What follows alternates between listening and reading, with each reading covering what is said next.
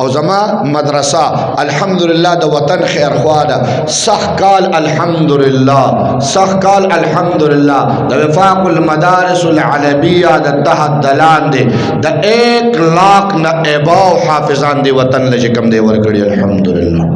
د 1 لاکھ نه بر حافظان دی وطن ته زما علماء تحفه ورکړه هدیه ورکړه الحمدلله وای کنه یو حافظ سره کنفرم لس ویزی د کم ځای نه ځای وته تاسو نوم نه لري خاورې بوتل شي نمونه نه اخلي په خدای مونږ چاته وای